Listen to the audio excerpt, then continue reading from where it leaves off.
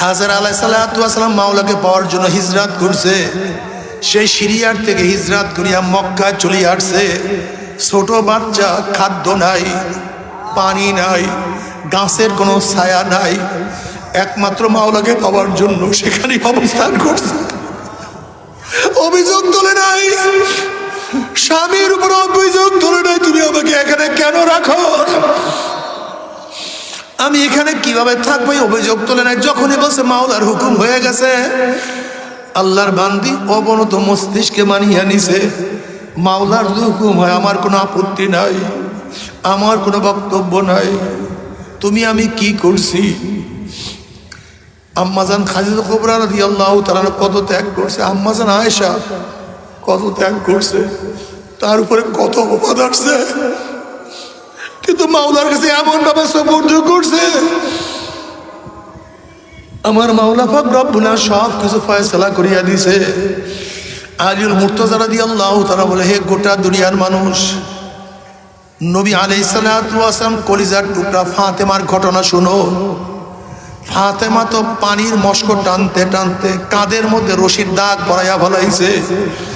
ফাতেমা তো আটার চাক্কি ঘুরাইতে ঘুরাইতে হাতের মধ্যে দাগ ভরাইয়া ফলাইছে।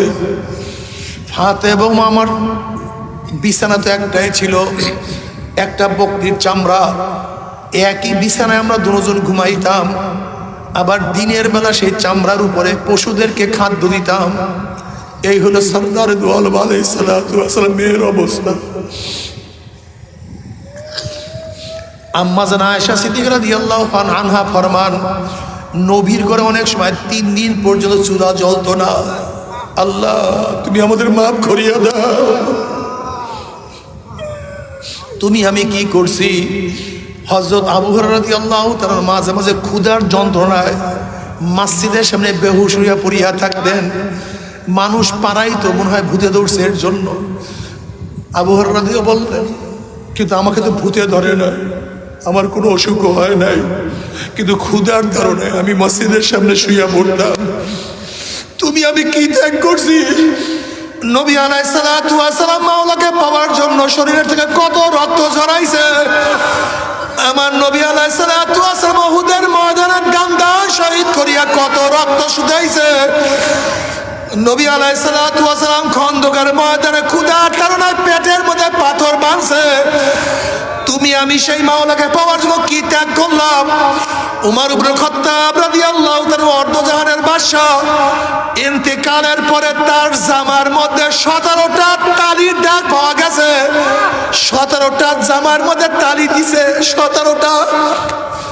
আল্লাহ তুই আমাকে মাফ করিয়া দাও, আমাদের সবাইকে মাফ করিয়া দাও।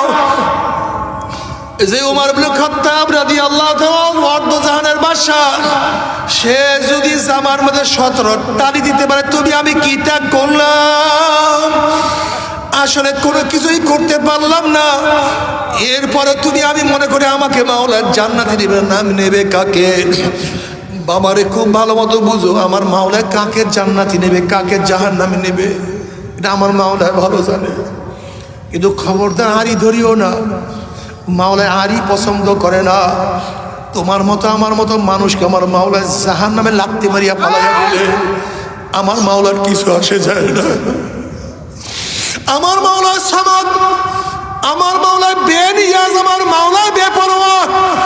গোটা দুনিয়ার সবাইকে আমার মাওলা জাহান্নামে ফালাইয়া দিলে আমার মাওলার সামনে কেউ অভিযোগ তুলতে পারবে না, কেউ প্রশ্ন করতে পারবে না।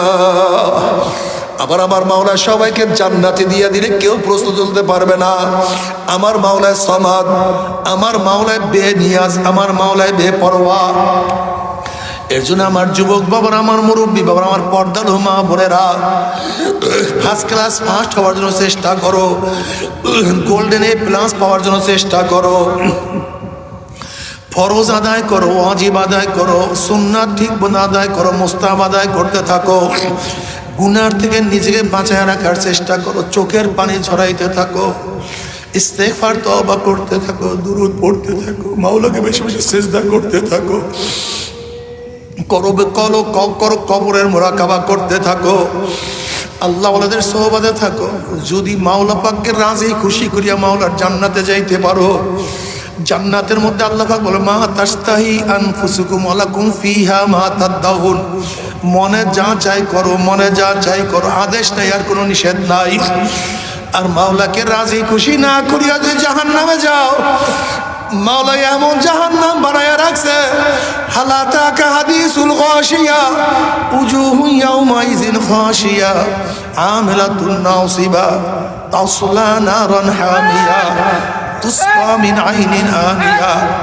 জাহান্নামে এত মারাত্মক, এত কঠিন জাহান্নাম, যখন জাহান্নামরা পানি পানি করে চিল্লাইতে থাকবে, চলন্ত আগুনের নহরের মধ্য থেকে ডাইরেক্ট বালতি ভরিয়ে আগুন খাওয়াইয়া দেওয়া হবে। তাসলা নারান হামিয়া। আল্লাহ তুমি আমাদের সবাইকে মাফ করিয়া দাও। যেই বাচ্চারা ছোটবেলার থেকে নামাজ পড়ছে, বালেগ হওয়ার পর থেকে আল্লাহকে সেজদা করছে, আর তুমি 70 বছরের সেজদা দেয়া শুরু করছো, জান্নাত পাবা না তা বলছি না, কিন্তু কোয়ালিটি এক না। পাবা না তা বলছি না, কিন্তু কোয়ালিটি এক না। যেই ব্যক্তি জীবনে ঈমানের সাথে একবার আল্লাহকে আল্লাহ বলিয়া ডাক মারছে, কয়বার? নামাজ নাই, রোজা কিচ্ছু নাই, শুধু ঈমানের সাথে একবার আল্লাহকে আল্লাহ বলে ডাক মারছে, সেও একদিন না একদিন জান্নাতে যাবে। কিন্তু পিঠের চামড়া থাকবে না। কিন্তু আমি ফার্স্ট ক্লাস ফার্স্ট হতে চাই, গোল্ডেন এ প্লাস পেতে চাই, আমি ভালো জান্নাত চাই। কথা ঠিক না? আমি 5 ওয়াক্ত নামাজ জামাতের সাথে পড়তে চাই, শুধু জামাত না, তাকবীরুল্লাহর সাথে পড়তে চাই। আমি খুশু খুজুর সাথে পড়তে চাই, সুন্নাত অনুযায়ী চলতে চাই। নাকি মেয়েকে পর্দা করব না, হ্যাঁ, স্ত্রীকে, নিজে পর্দানশীল হব না। দেখেন নামাজের কাজা আছে, পর্দার কোনো কাজা নাই। নামাজের পর্দার কোনো কাজা নাই। নবী আলাইহিস সালাতু ওয়াস সালাম ফরমান, যেই গোশত এবং রক্ত হবে হারামের দ্বারা, ওই রক্ত গোশতর জায়গা জান্নাত হবে না।